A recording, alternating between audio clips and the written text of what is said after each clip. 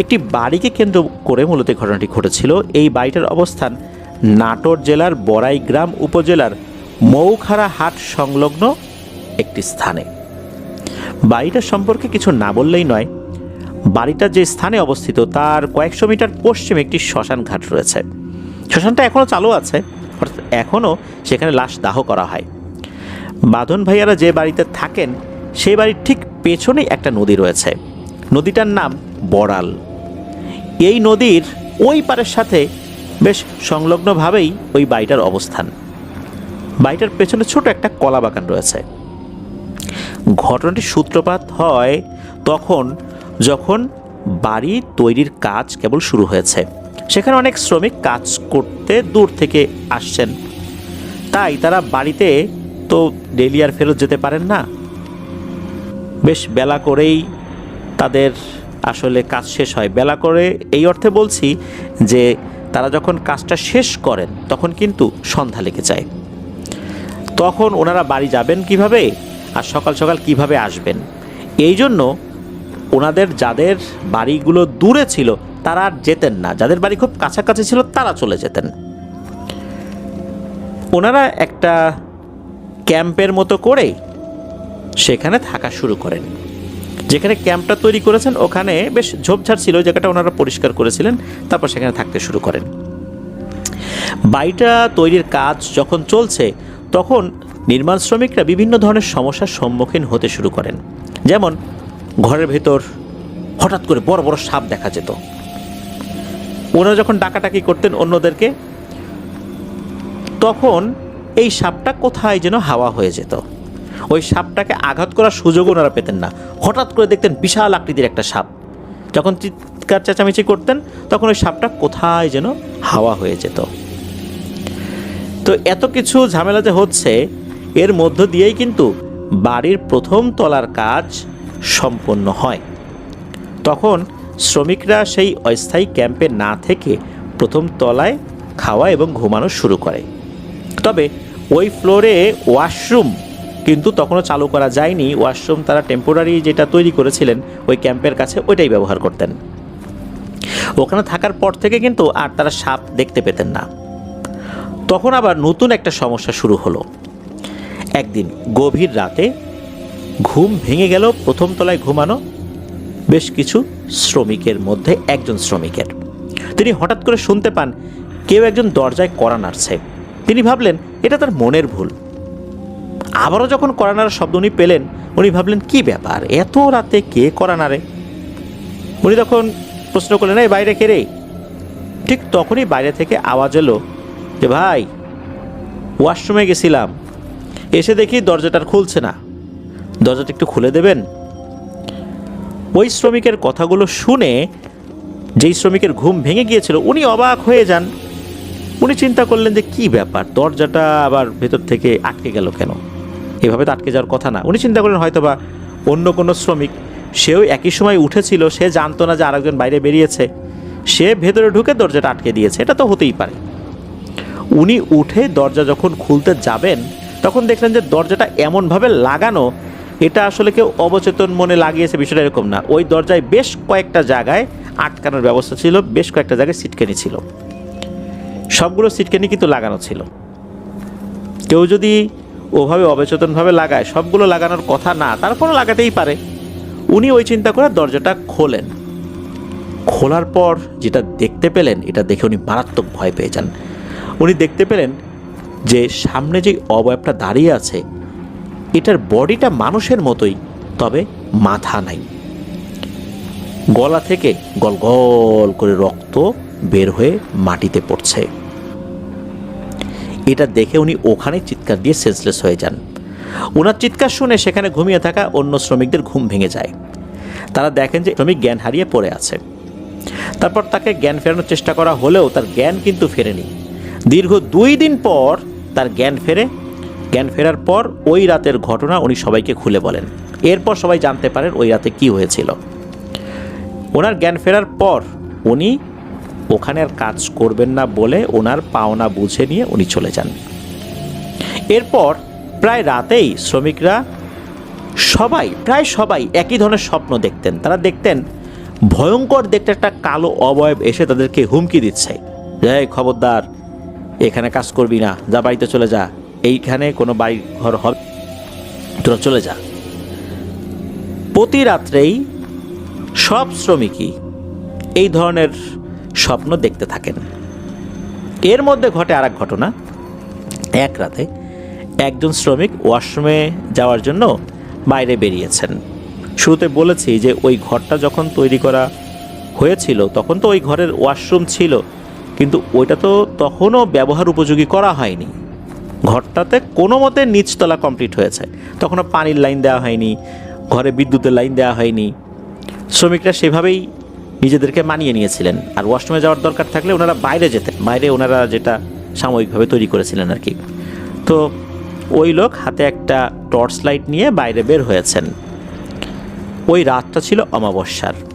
উনি যখন ফ্রেশ হয়ে ঘরে প্রবেশ করবেন তখন হঠাৎ করে খচমচ খচমচ আওয়াজ উনি শুনতে পান। উনি মূলত ঘরে ঢোকার আগেই এই শব্দটা শুনতে পেয়েছিলেন, মনে হচ্ছে ওনার মাথার উপর থেকে ওই আওয়াজটা আসছে।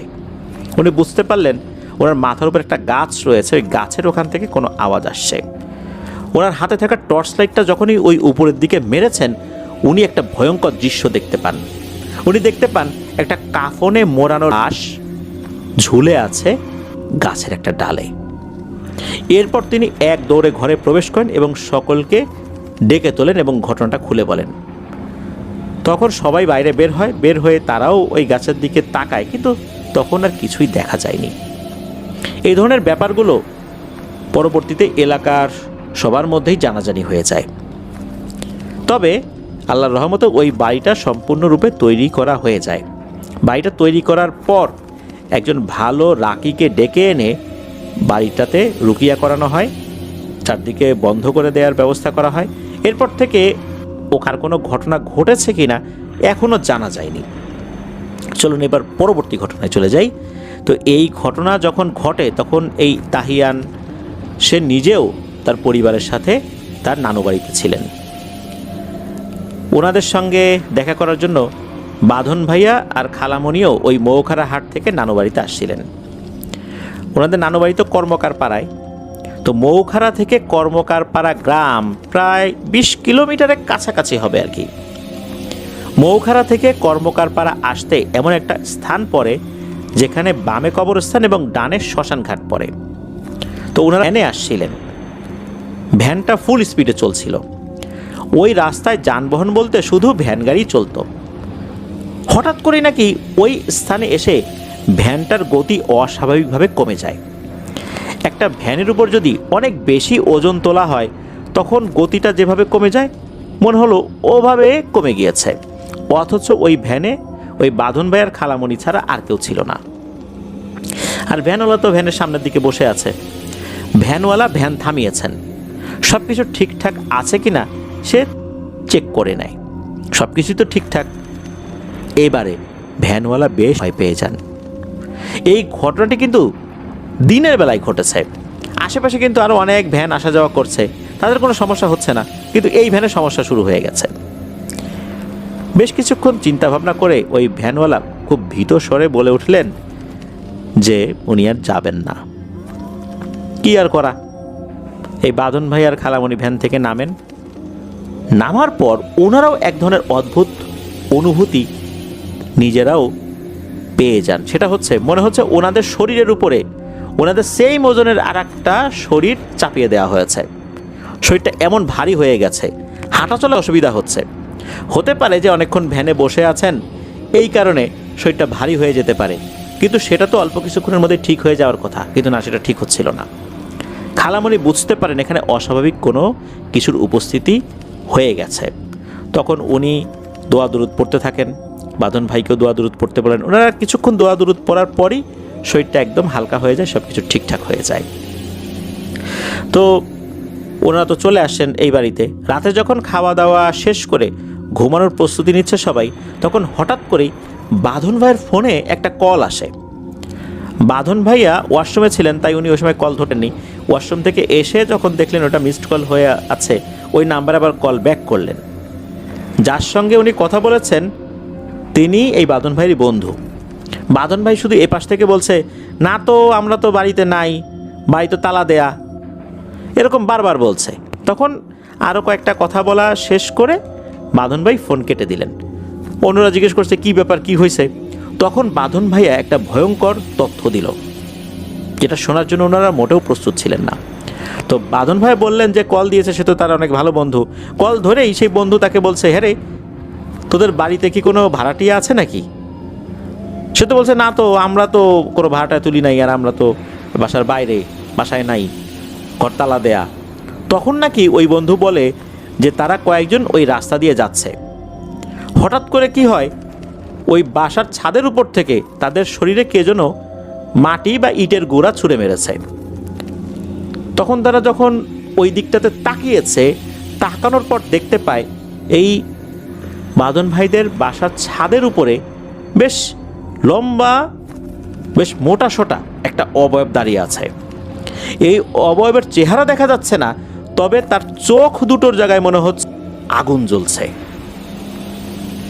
এই জিনিসটাই এই কাজ করেছে। সে উপর থেকে নিচে যারা আছে তাদেরকে খুব ভালোভাবে দেখছে। এইটা দেখার সাথে সাথে তো ওনারা ভয় পেয়ে গেছেন, ওখান থেকে দ্রুত সরে যান। আর বাঁধন ভাইকে ফোন দিয়েছেন যে আরে তোদের বাসায় কে, ভাড়াটিয়া আসছে নাকি নতুন কেউ, বা এরকম কথা জিজ্ঞেস করেছেন। তখন তো বাঁধন ভাই বলে দেন আমরা তো বাসায় নেই। এই ঘটনা যখন ঘটে তখনই কিন্তু তাকে ফোন দিয়েছে যে এই ব্যাপার। তো এরপরে আর একটা ঘটনায় আসি। এই ঘটনাটি একটি ট্রাক কেন্দ্রিক ঘটনা। ঘটনাটি ঘটেছে একজন ট্রাক ড্রাইভার এবং তার হেল্পারের সঙ্গে। ঘটনাটির স্থান মৌখারা থেকে আহমদপুর যাবার পথে একটি ব্রিজ পড়ে, সেই ব্রিজকে কেন্দ্র করে। লোকমুখে শোনা যায় এই ব্রিজে নাকি অনেক মানুষ আত্মহত্যা করেছে। অনেক রাতে এই ব্রিজের কাছে আসলে সাদা একটা ছায়ামূর্তি দেখা যায়। অনেক সময় কান্নার শব্দও শোনা যায়। এটা ওই ব্রিজের আশেপাশের যে গ্রাম রয়েছে সেই গ্রামে যারা থাকেন তারা নাকি অনেকেই জানেন। অনেকেই নাকি গভীর রাতে মাছ ধরতে এসে চিরতরে হারিয়ে গেছে, তাদের ডেড বডিও আর পাওয়া যায়নি। বাড়ি থেকে বেরিয়ে গেছে, বলেছে যে আমি মাছ ধরতে যাচ্ছি ওই দিকে, এরপর কিন্তু আর তাদেরকে পাওয়া যায়নি। আবার অনেককে পাওয়া গেছে মৃত অবস্থায়। যারা হারিয়ে গেছে বা যারা মারা গেছে তারা তো আসলে আর বলতে পারেন নাই যে তারা কি দেখেছিলেন বা কি হয়েছিল। তাই মানুষ অনুমান করে এমন কিছু হয়েছিল যার কারণে তারা হারিয়ে গেছেন বা মারা গেছেন। এক আতঙ্কের নাম হয়ে গেছে এই ব্রিজ। ঘটনাটি যার সাথে ঘটে তিনি স্থানীয় একজন ট্রাক ড্রাইভার। বিভিন্ন ফসল, বালি, ইট এক স্থান থেকে অন্য স্থানে নিয়ে যাওয়া আশা করেন তিনি। তার হেল্পার বয়সে কিছুটা ছোট হলেও সবসময় তাকে সাহায্য করে। তাদের বাড়ি মূলত পাশাপাশি।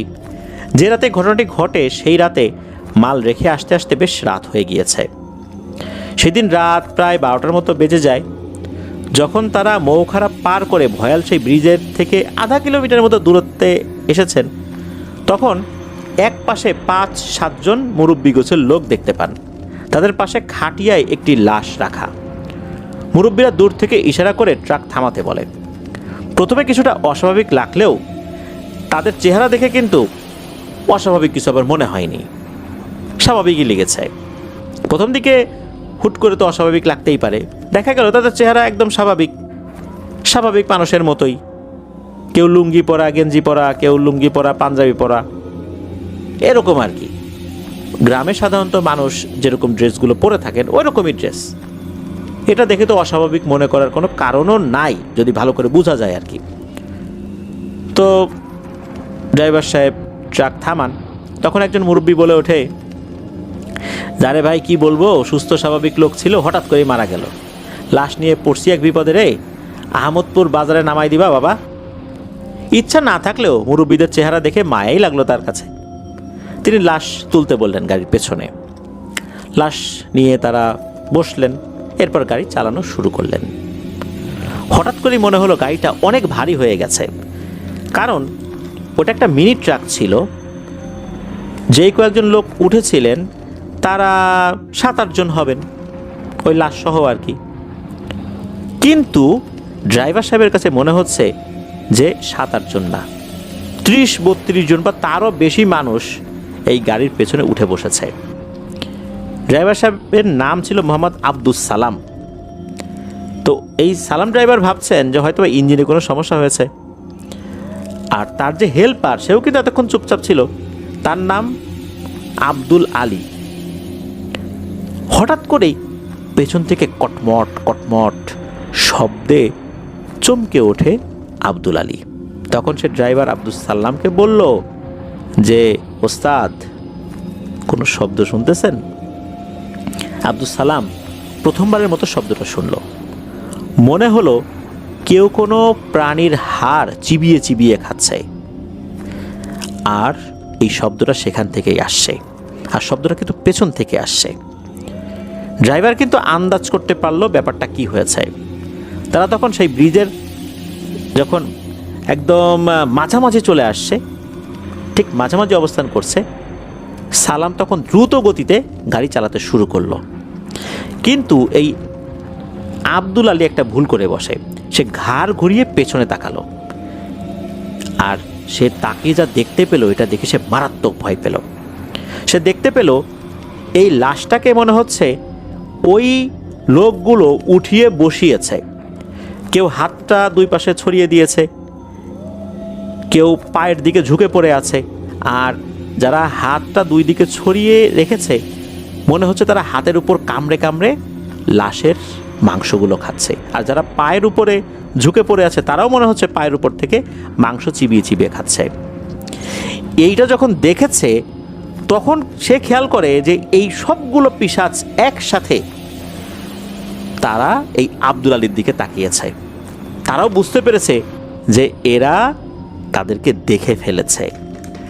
তখন এই আব্দুল আলী দেয় একটা চিৎকার। তার চিৎকার শোনার পর এই যে আব্দুল সালাম যে সেও ভয় পেয়ে যায়।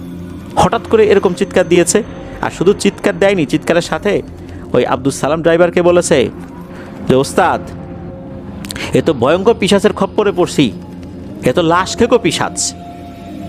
তখন এই আব্দুল সালাম উনিও গাড়ির লুকিং গ্লাসের দিকে যখন তাকিয়েছেন, উনি দেখতে পান সবগুলোর চেহারায় একদম রক্ত মাখামাখি। এদের চেহারা এখন আর মানুষের মতো মনে হচ্ছে না, পুরো মুখ জুড়ে শুধু রক্ত, আর চেহারাটা আগের থেকে ভয়ঙ্কর হয়ে গেছে। তখন উনিও গাড়ির নিয়ন্ত্রণ হারিয়ে ফেলেন, গাড়িটা রাস্তার পাশে থেকে একটা গাছে লাগিয়ে দেন। এরপর তাদের আর কিছু মনে নাই। অনেকক্ষণ পর ওই পথ দিয়ে অন্যরা যারা যাচ্ছিলেন তারা এই ট্রাকটা দেখতে পান যে রাস্তার পাশে পড়ে আছে, স্টার্টও তখন বন্ধ হয়নি, চলছে। লোকজন তাদেরকে উদ্ধার করেন রক্তাক্ত অবস্থায়। এরপর তাদের যখন জ্ঞান ফেরে তারা সব ঘটনা খুলে বলেন কি হয়েছিল। এই ড্রাইভার আব্দুল সালাম বেশ কয়েকদিন জ্বরে ভুগলেও উনি সুস্থ হয়ে গিয়েছিলেন, কিন্তু এই হেল্পার আব্দুল আলী উনি এক সপ্তাহ জ্বরে ভুগে পরবর্তীতে মারা গিয়েছিলেন। এটি ছিল ঘটনা। এবার চলে যাব তাহিয়ানের পাঠানো যে ঘটনাগুলো, এইটার একদম শেষ পার্টে। এই ঘটনা মূলত দিয়েছে তার এলাকারই এক বড় ভাই, তার নামটা আমরা বলছি আব্দুল্লাহিল গালিব তামিম। ঘটনাটি মূলত ঘটেছিল তার বড় ভাইয়ের সাথে। সঙ্গত কারণে তার নামটা আমরা প্রকাশ করতে পারছি না। তিনি বর্তমানে বাংলাদেশ নৌবাহিনীর একজন উচ্চপদস্থ কর্মকর্তা। ঘটনাটা বেশ আগের, তখন উনি নতুন চাকরিতে ঢুকেছেন। উনি সদ্য নেভাল একাডেমিতে ট্রেনিং শেষ করেছেন, নতুন চাকরিতে ঢুকেছেন। চাকরিতে ঢোকার পর মাঝে একটু ঘন ঘন ছুটি নিয়ে আসছিলেন আর কি।